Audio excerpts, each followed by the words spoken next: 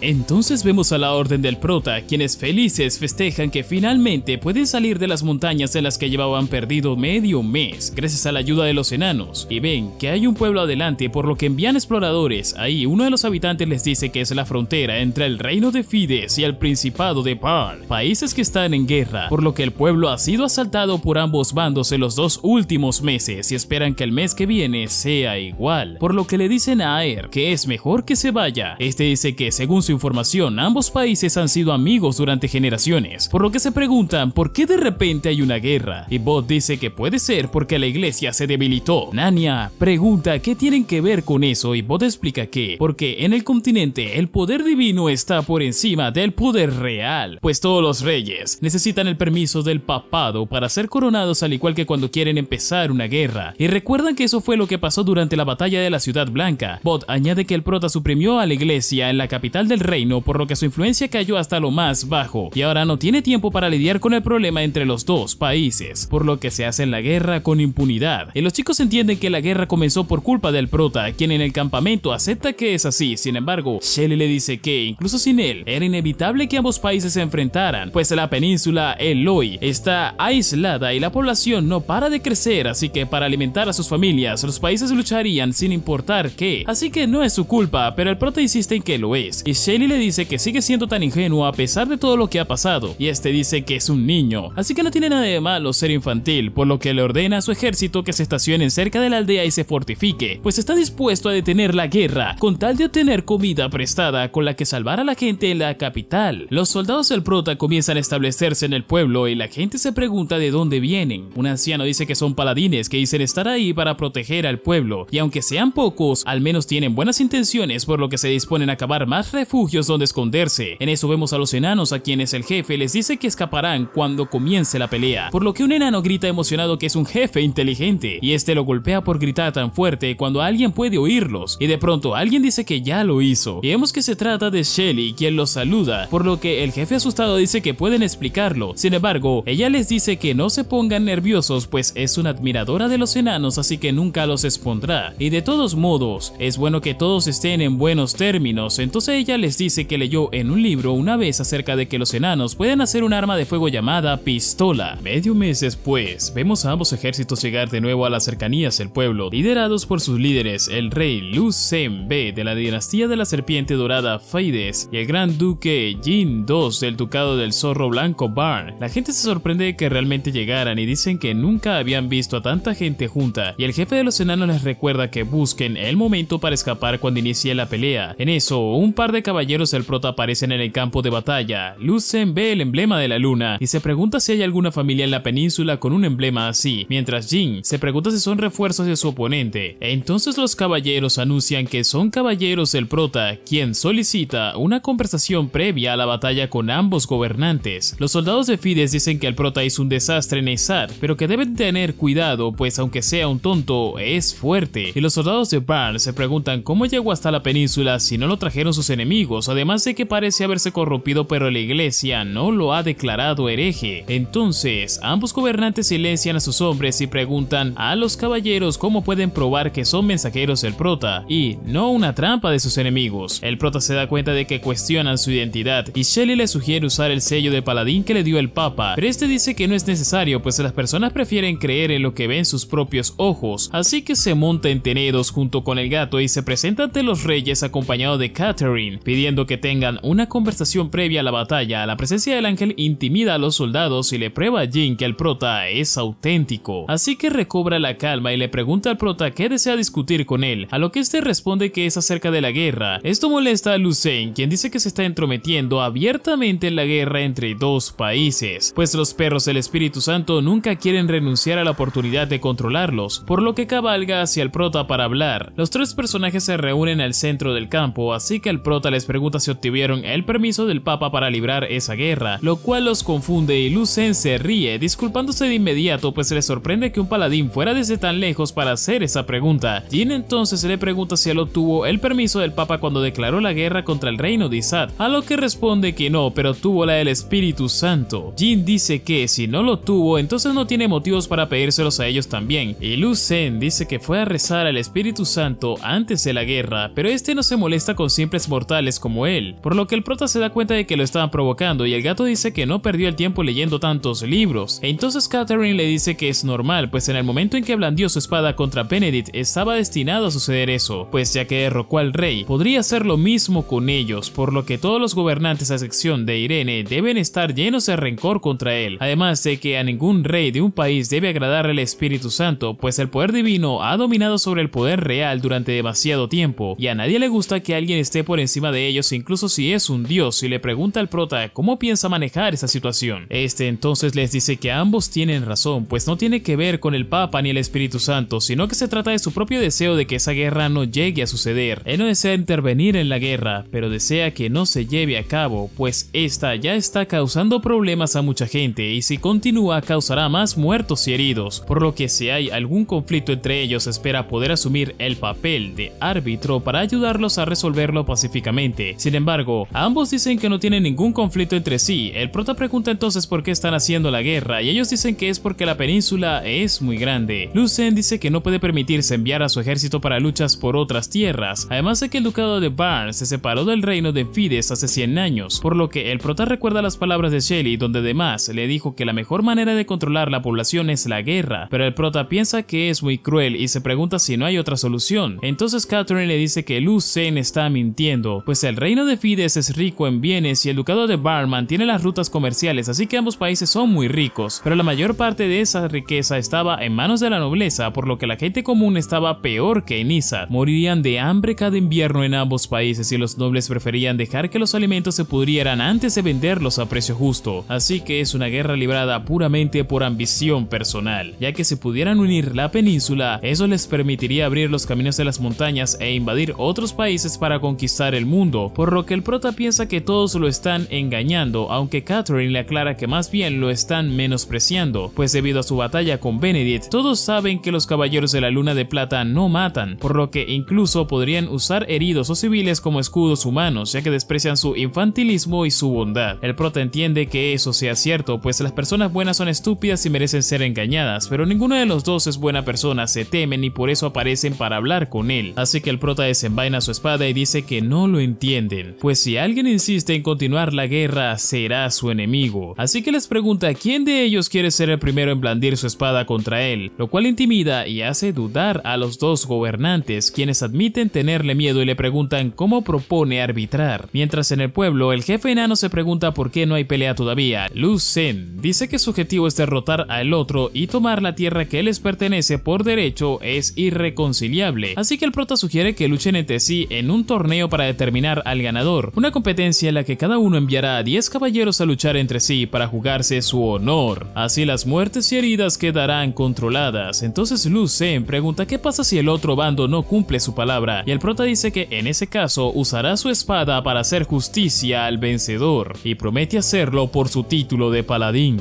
Y así es como acaba la primera parte de este mago. Si has llegado a esta parte del video, déjame decirte que has sido de las pocas personas en llegar aquí, así que comenta la palabra paladín en los comentarios. Acuérdate de suscribirte para no perderte ningún video. Dicho esto, nos vemos en el siguiente video.